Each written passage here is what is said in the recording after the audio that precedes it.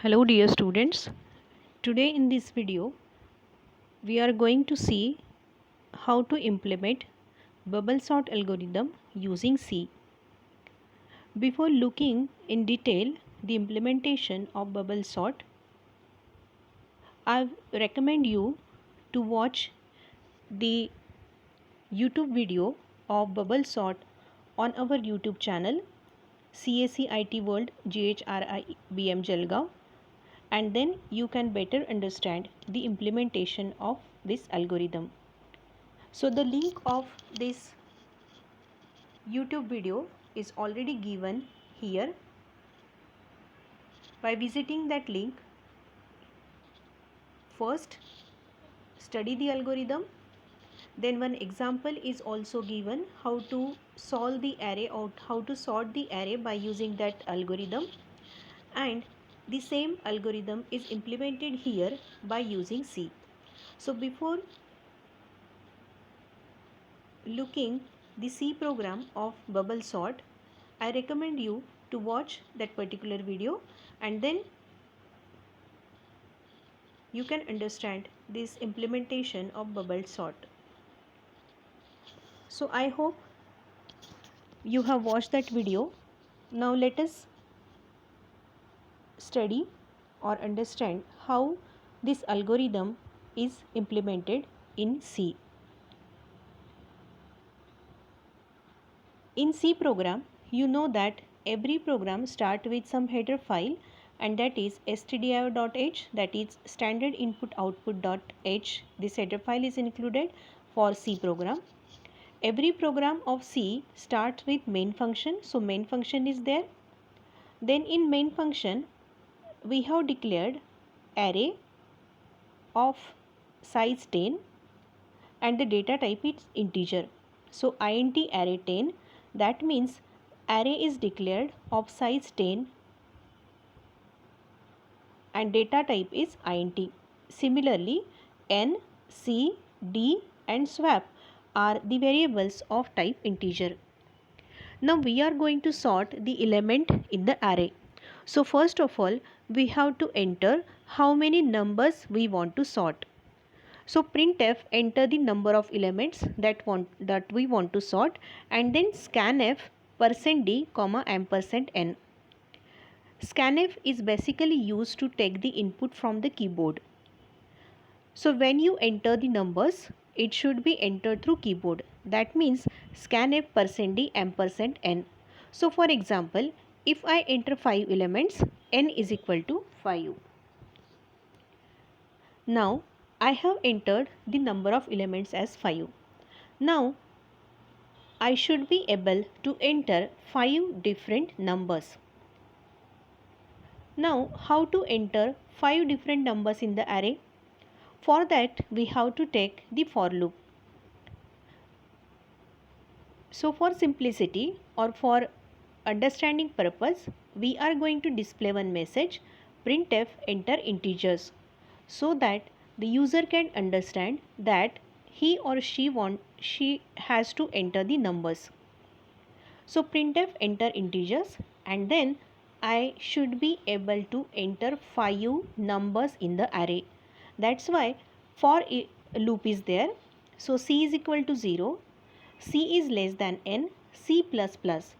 So c will be the counter variable that will vary from 0 to less than n.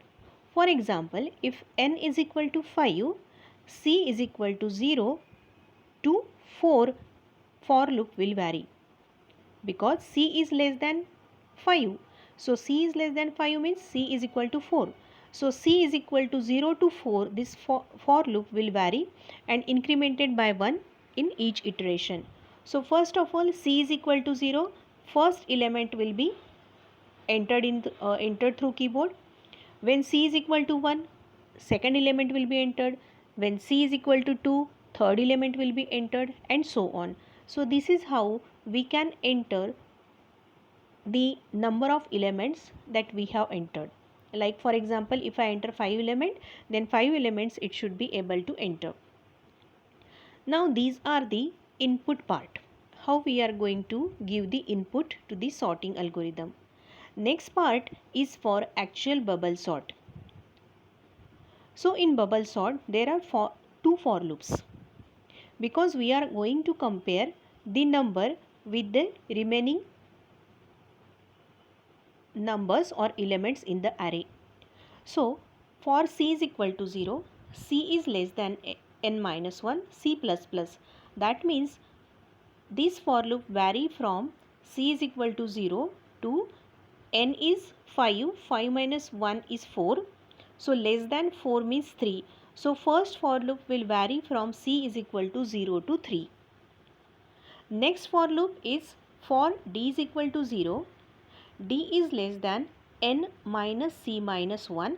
That means if n is equal to 5, d should be less than 5 minus whatever is the c value minus 1 and d plus plus.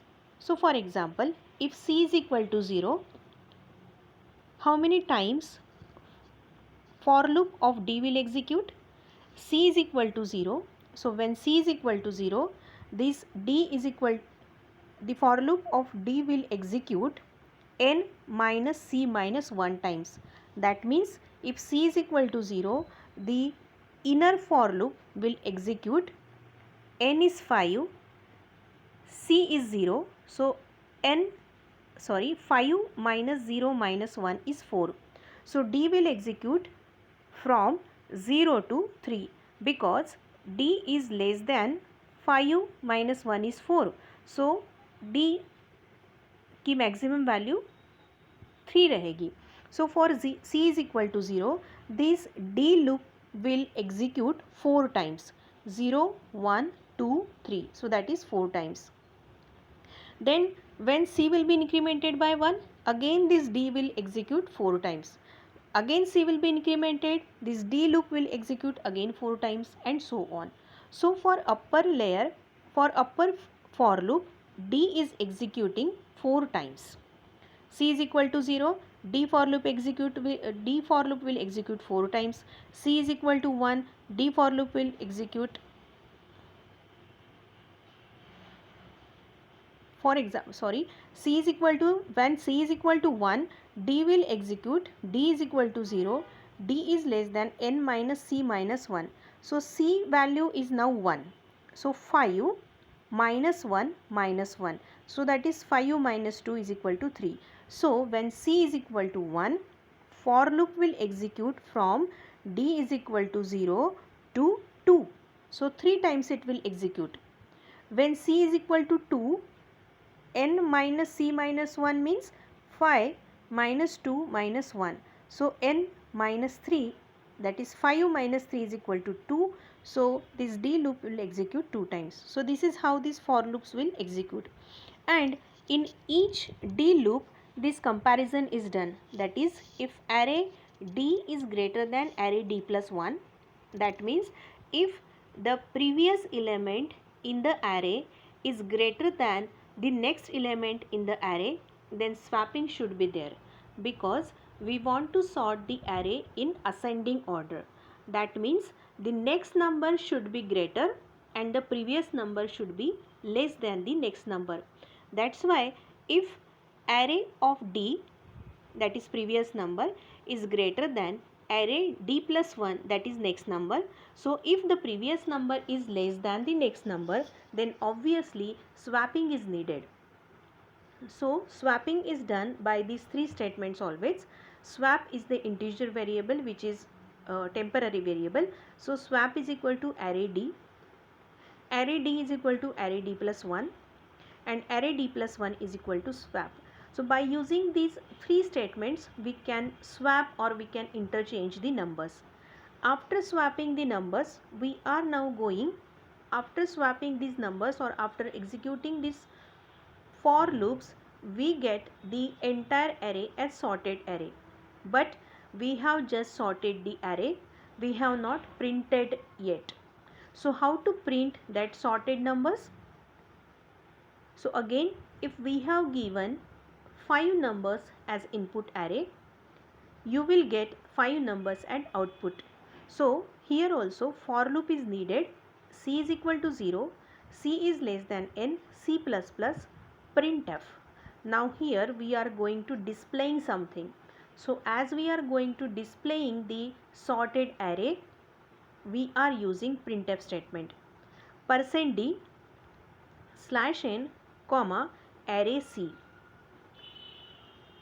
So the same array we are going to print it, but now after sorting, the array contains the sorted elements, not the random number that we have sorted, and then return 0 because here we have written int main. So as we have written int main, we have to return some integer value. So return 0 is necessary here. You can write any number instead of 0. Remember that should be integer value. So you can write it return 1, return 50, return 60. So any value you can write here, but it should be integer value. So return 0 we write for our simplicity, otherwise you can write down any number, any integer there. So return 0 and then main का जो bracket है वो close हो जाएगा. So this is how the bubble sort algorithm works. Now let us run this program. If you run this program, enter the elements. I will enter some elements in random order, for example 34, 21. You have to purposefully enter the number in random order.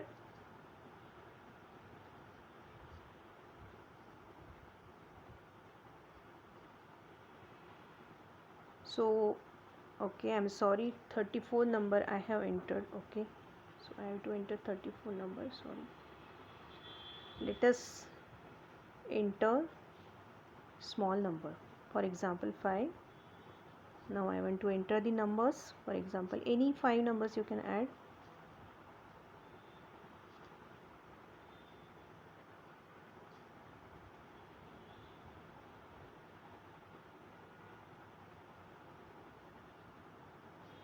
So sorted list is 6, 23, 34, 66 and 88. So this is how you can sort the number by using bubble sort. Thank you for listening.